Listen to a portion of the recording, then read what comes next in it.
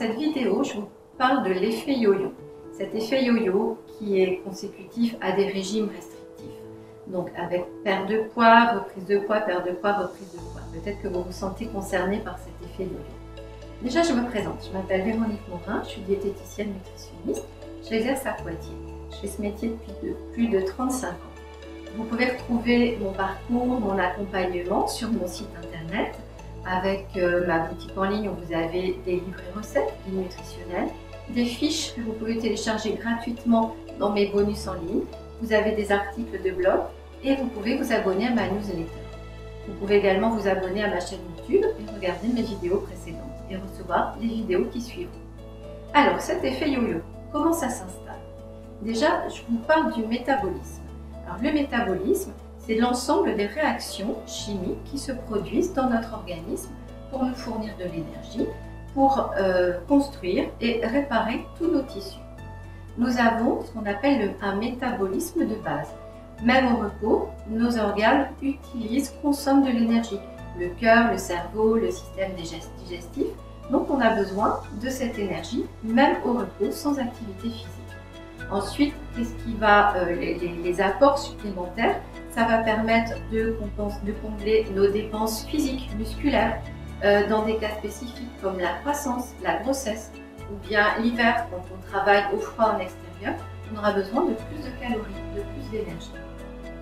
Alors, si notre métabolisme est équilibré, nos dépenses et nos apports sont équilibrés, tout va bien.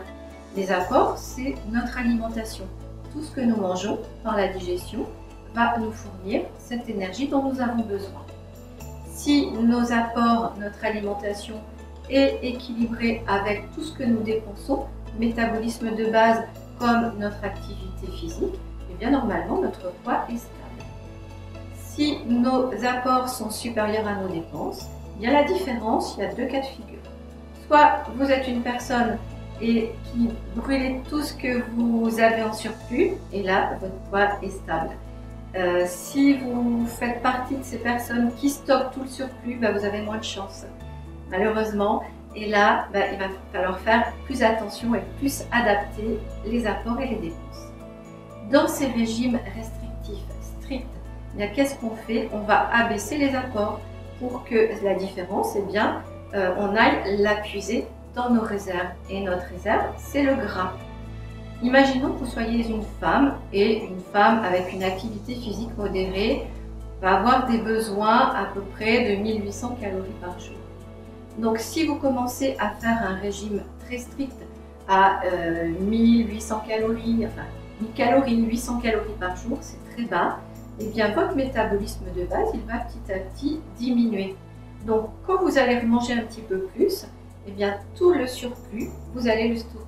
Parce que ce métabolisme, lui, il ne fait pas l'effet yo-yo comme on peut l'avoir avec notre alimentation. Je reçois des personnes qui font très attention toute la semaine et du vendredi soir au dimanche soir, tout est permis. Où là, elles peuvent manger à 1000 calories ou 1200 dans la semaine et puis passer à plus de 2000 calories le week-end. Eh bien, notre métabolisme, lui, comme je vous ai expliqué, il ne fait pas le yo-yo. Donc cette différence, eh bien, le corps va la stocker. Donc pour éviter ça, on va partir plus sur un rééquilibrage alimentaire que sur des régimes.